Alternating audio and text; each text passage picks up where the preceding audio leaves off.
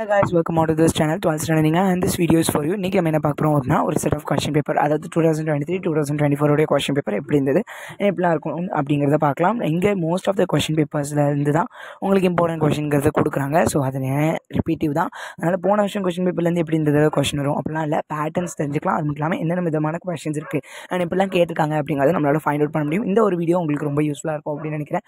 இன்னும் நிறைய வீடியோ நான் உங்களுக்கு இந்த மாதிரி போடுறேன் ஒவ்வொரு சப்ஜெக்ட்டுக்கும். and இந்த மட்டும் இல்லாம நிறைய வீடியோஸ் இன்னும் உங்களுக்கு அடிக்கடி வரும். and உங்களுடைய क्वेश्चन பேப்பர்ல எப்படி பாஸ் பண்ணலாம் and என்னென்ன விஷயங்கள் கொஞ்சம் படிச்சா போதும் ரொம்ப ஹார்டஸ்டா மனப்பாடம் பண்ணாம இருக்கலாம்.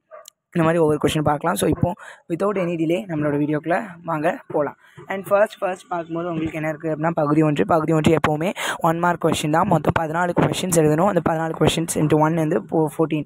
இந்த 14ல் உங்களுக்கு 10 கொஷின் மட்டுமே தான் உங்களுக்கு புக் பேக்காக இருக்கும். மிச்ச 4 வந்து புக் இன்சைடாக இருக்கும். பைலாக் உங்களுக்கு ஒரு தடவை ஈஸியான ஒரு கொஷின் பேப்பர் அப்படின்னா 12 கொஷின்ஸ் வந்து உங்களுக்கு புக் பேக்காக இருக்கும். 2 கொஷின் வந்து புக் இன்சைடாக இருக்கும். ஸோ அது உங்களுடைய கொஷின் பேப்பர் பொறுத்து இருக்குது. அண்ட் இந்த புக் இன்சைடு எங்கேருந்து கேட்பாங்க அப்படின்னா உங்களுடைய நூல்வெளி அப்படிங்கிறது தெரியுமா அப்படிங்கிற கட்டங்கள், அது மட்டும் இல்லாமல் உங்களுக்கு பின்னாடி இருக்கிற படிப்போம் பயன்படுத்துவோம், அது மட்டும் இல்லாமல் கலை சொல்லாக்கம், இதுதான் அதிகப்படியாக இருக்கும். புத்தகம் பெயர், அந்த புத்தகத்தை எழுதுகிறவங்க, இந்த மாதிரி இல்லைன்னா நாள், உலக சுற்றுச்சூழல் நாள், சிட்டுக்குருவி நாள், அந்த மாதிரி உங்களுக்கு புக்கில் இருந்துச்சு அப்படின்னா மட்டுமே தான் உங்களுக்கு அந்த மாதிரி கேள்விகள்லாம் இருக்கும். ஸோ அப்போ இந்த 14 மார்க் எப்படி எழுதிடலாம், 10 மார்க் உங்களுக்கு கன்ஃபார்மாக இருக்கும் அப்படின்னு தான் சொல்லலாம். ஏன்னா எப்போவுமே அப்படி தான் இருக்குது. இப்போ கன்ஃபார்மாக வேணும் அப்படின்னா நீங்கள் புக் பேக் பண்ணுங்கள். நம்ம அதுக்கான வீடியோ போடலாம். எப்படி ஈஸியாக நம்ம ரிவைஸ் பண்ணிவிட்டு என்னென்ன கீவேர்ட்ஸ் வச்சு நம்ம பார்த்துக்கலாம், எப்படி ஆன்சர்ஸ் இருக்கும் அப்படிங்கிறத கதையாக நம்ம சொல்லலாம். இன்னும் ஒவ்வொரு வீடியோ வரும்.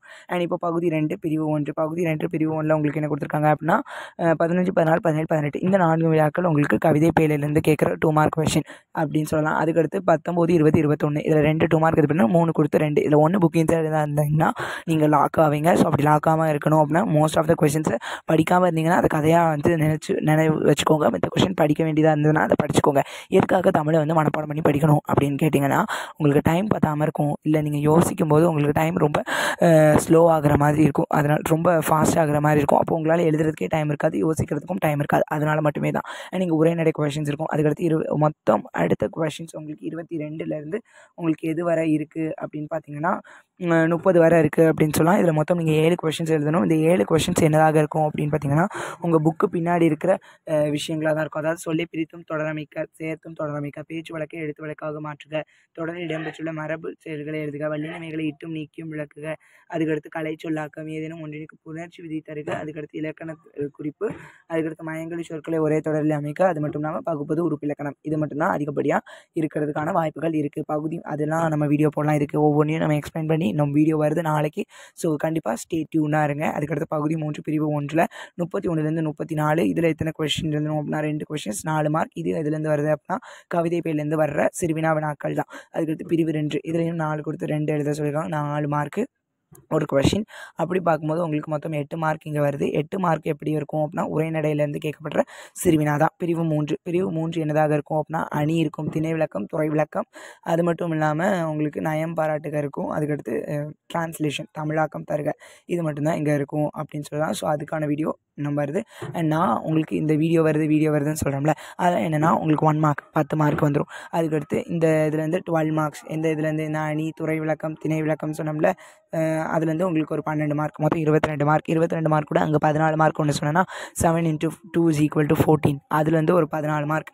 அப்போது எத்தனை மார்க் உங்களுக்கு 36 மார்க் வந்துடுது. அண்ட் 36 மார்க்கு தாண்டி இப்போது நான் வீடியோஸ் சொல்கிறேன். ஸோ அது எல்லாமே உங்களுக்கு கண்டிப்பாக வரும் அப்படின்னு நான் நினைக்கிறேன். அண்ட் உங்களுக்கு புரியும் அப்படின்னு நான் நினைக்கிறேன். அண்ட் பகுதி 4 என்ன அப்படின்னா நெடுவினாக்கள் தான். உரைநடையிலேருந்து 1, கவிதை பேழையிலேருந்து 1, துணை பாடத்துலேருந்து 1, கண்டிப்பாக 3 இருக்கும் டிஸார்டட். ஸோ கண்டிப்பாக ஒரு 4 இயல்லேருந்து 2 படிச்சுக்கோங்க. மொத்தம் 4, அதாவது பாதியாவது நீங்கள் படித்து வச்சுக்கிறீங்கன்னா உங்களுக்கு இதாகாது, கஷ்டப்பட முடியாத அளவு இருக்கும். மற்றபடி உங்களால் நீங்கள் ஒரு டாப்பர், என்னால் படிக்க முடியும், எவ்வளோ நாள் கதை தெரிஞ்சுக்கிட முடியும் அப்படின்னா கண்டிப்பாக கதை தெரிஞ்சு வச்சுக்கோங்க. அண்ட் அடிப்படையாமல் எழுதுக. ஒரு திருக்குறள் 2 மார்க்குக்கும், மனப்பாடம் வந்து 4 மார்க்குக்கும், மனப்பாடம் மட்டும் எழுதினாலே போதுமானதாக இருக்கும். 2024 நடந்த கொஷின் பேப்பர் பார்க்கலாமா? இதே மாதிரி தான் பகுதி 1ல் வந்து 14 கொஷின் 1 மார்க் கேட்டிருக்காங்க. அதுக்கடுத்து உங்களுக்கு பகுதி 2 பிரிவு 1ல் அதே மாதிரி 4 கொஷின்ஸ் கொடுத்துட்டு 3 கொஷின் 2 மார்க்கு உங்களுடைய துணைப்பாடத்துலேருந்து உங்களுடைய கவிதை பேழையிலேருந்து கேட்டிருக்காங்க. அதே மாதிரி பிரிவு 2 உரைநடையிலேருந்து கேட்கப்படுற 2 மார்க்கு மொத்தம் நீங்கள் 2 இது பண்ணணும். அதுக்கடுத்து பிரிவு 3 7 × 2 = 14 மார்க். இந்த 14 மார்க்கும் நான் சொல்லிடுவேன்னா.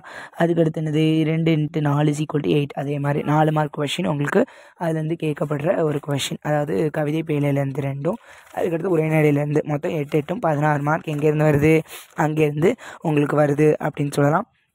இதுக்கு அடுத்து நம்மளுக்கு என்ன இருக்குது அப்படின்னு பார்த்தோன்னா, அதே மாதிரி அணி, இலக்கிய நயம், பாராட்டுக, துறை, பழமொழியை வந்து நம்மளோட வாழ்நாளோட ஒப்பிட்டு எழுதுறது, அதுக்கடுத்து தமிழாக்கம். இந்த பிடிஎஃப்ஸ் எல்லாமே உங்களுக்கு எங்கே இருக்குன்னா பாடசாலை வெப்சைட்லேருந்து தான் நானும் எடுத்தேன். தேங்க்யூ ஃபார் பாடசாலை.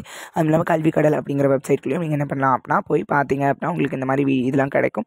உங்களுக்கு ஒரு ஹிண்ட் கொடுக்கணும் அப்படின்னா இடம் சுட்டி பொறுத்தவரை எப்போவுமே கேட்கறதுக்கான வாய்ப்புகள் அதிகமாக இருக்கும். அந்த மாதிரி கொஷின்ஸை கண்டிப்பாக படித்து வச்சுக்கணும். துணை பாடத்துலேருந்து எழுதிக்கோங்க. ஸோ இது இவ்வளோ தான் உங்களுக்கு கேட்டிருக்காங்க. ஸோ போன தடவை அதே தான் தமிழாக்கம் கேட்டிருக்காங்க. அதுமாதிரி பழமொழியை வாழ்க்கையோடு எழுத சொல்லியிருக்காங்க. திணை எழுத சொல்லியிருக்காங்க. துறை, திணை அல்லது துறைங்கிற ஒரு சாய்ஸ் கொடுத்துருக்காங்க. இலக்கிய நயம், பாராட்டுக, அணி.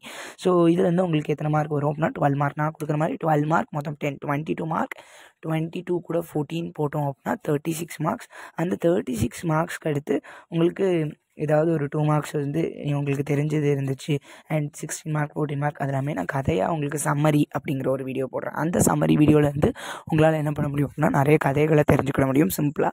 அந்த கதைகளை எப்படி எழுதணும் அப்படிங்கிறத நான் இன்னும் வீடியோஸு அதிகப்படியாக வருது. சப்ஸ்கிரைப் பண்ணி வச்சுக்கோங்க. It's not for my advertisement. என்னோட அட்வர்டைஸ்மெண்ட்டுக்கு இல்லை, நான் I want to help you அப்படிங்கிற ஒரே ஒரு எண்ணம் மட்டும்தான். So thank you. ஸோ அடுத்த வீடியோவில் நம்ம சந்திக்கலாம். Until then bye from me.